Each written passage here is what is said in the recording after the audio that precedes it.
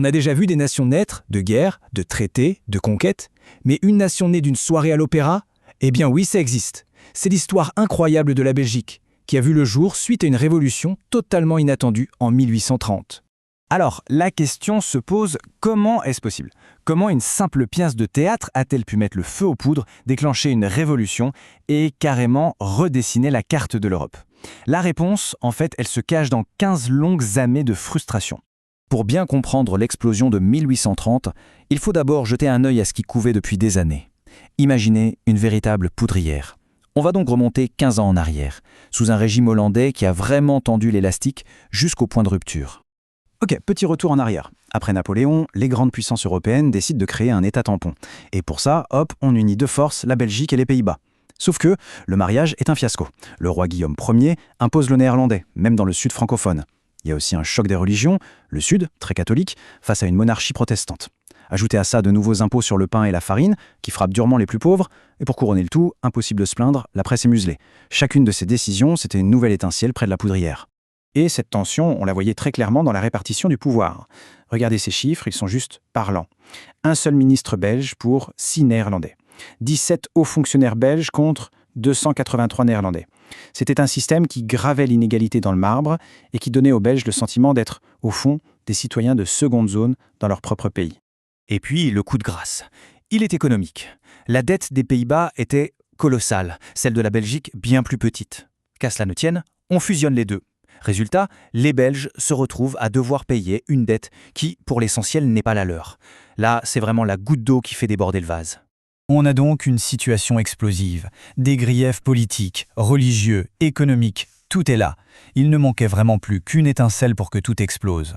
Et cette étincelle, eh bien, elle est venue de l'endroit le plus improbable qui soit, un théâtre. On est le 25 août 1830. Imaginez la scène. Au Théâtre de la Monnaie à Bruxelles, on joue La Muette de Portici. C'est une histoire de soulèvement populaire contre un tyran étranger. Forcément, dans la salle, l'ambiance est électrique. Chaque mot, chaque note de musique résonne de manière particulière. C'est comme si l'opéra racontait leur propre histoire. Il faut savoir que le contexte est déjà brûlant. Quelques semaines plus tôt, il y a eu une révolution à Paris. Ça donnait des idées à tout le monde. Mais le vrai détonateur, c'est un air de l'opéra, Amour sacré de la patrie. Là, c'est trop. À la fin du spectacle, l'émotion est si forte qu'elle ne peut plus rester dans le théâtre. La foule se déverse dans les rues, au cri de « Vive la liberté !». En l'espace d'une nuit, l'opéra est devenu une émeute, et 15 ans de frustration se libèrent d'un seul coup. L'émeute s'est transformée en insurrection. Et face à ça, le roi Guillaume Ier va commettre l'erreur fatale. Il envoie l'armée pour mater la rébellion. Sauf qu'au lieu d'éteindre l'incendie, il va le transformer en un véritable brasier révolutionnaire. C'est le point de non-retour. D'un côté, on a une armée professionnelle, bien équipée, bien organisée. De l'autre, des citoyens, des bourgeois, des ouvriers armés de ce qu'ils trouvent. Sur le papier, il n'y a pas de match. Sauf que les révolutionnaires, eux, ils ont la rage de vaincre. Ils connaissent chaque ruelle de Bruxelles et ils ont le soutien de la population. Et surtout, l'armée du roi est un géant aux pieds d'argile. Beaucoup de ces soldats sont belges. La grande question, c'est, vont-ils vraiment tirer sur leurs propres compatriotes ? Ce qui suit, ce sont les journées de septembre. 4 jours de chaos total. Le 23, l'armée hollandaise entre dans Bruxelles, mais se heurte à des barricades partout.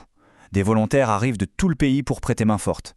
En plein milieu des combats, un gouvernement provisoire se met en place. Et puis, le 26 septembre, l'impensable se produit. L'armée, complètement démoralisée par une résistance acharnée à laquelle elle ne s'attendait pas, bat en retraite. Le peuple de Bruxelles vient de gagner.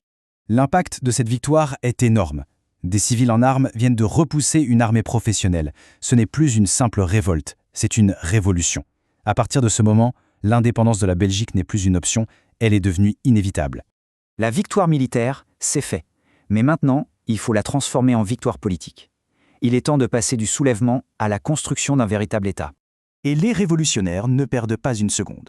Moins de 10 jours après avoir chassé l'armée des rues de Bruxelles, le 4 octobre 1830, le gouvernement provisoire, fort de sa nouvelle légitimité, fait une déclaration historique. La Belgique est une nation indépendante. Bon, c'est bien beau d'être indépendant, mais sous quelle forme ? Les Belges vont choisir un modèle très moderne pour l'époque, la monarchie constitutionnelle. L'idée, c'est d'avoir un roi pour rassurer les autres monarchies européennes, mais un roi dont les pouvoirs sont strictement limités par une des constitutions les plus libérales du monde à ce moment-là. Un équilibre malin pour un pays tout neuf. Il ne manquait plus qu'un roi. Après avoir pensé à un prince français, ce qui a fait un peu tiquer les autres puissances, le choix se porte sur un prince allemand, Léopold de Saxe-Cobourg. Il prête serment le 21 juillet 1831.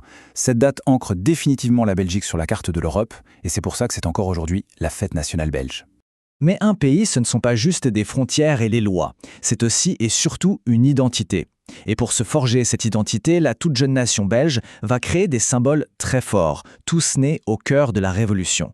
Le premier de ces symboles, c'est la devise « L'union fait la force ». Ce n'est pas juste une jolie phrase, c'est le résumé parfait de cette alliance improbable, presque contre nature, entre catholiques et libéraux qui ont mis de côté tout ce qui les opposait pour un seul objectif, l'indépendance. C'est en quelque sorte l'ADN du nouvel État. Et puis, il y a l'histoire de l'hymne national, la Brabançonne. Elle est particulièrement touchante. Son auteur, c'est un acteur français, Genneval. Il jouait au Théâtre de la Monnaie le soir où tout a commencé. Pris par la ferveur révolutionnaire, il s'engage comme volontaire. Il sera tué au combat quelques semaines plus tard, en octobre 1830. Son histoire, c'est l'incarnation même du sacrifice sur lequel ce nouveau pays s'est construit. Et voilà comment, d'une soirée à l'opéra, est née une nation. C'est une histoire assez folle qui nous laisse avec une question fondamentale et toujours actuelle. En 1830, l'union fait la force était un cri de ralliement. Mais comment une nation, née d'une telle explosion, composée de communautés si différentes, peut-elle maintenir cette unité au fil des siècles? C'est peut-être ça le plus grand défi de l'histoire belge. Un défi qui a commencé un soir sur une scène de théâtre.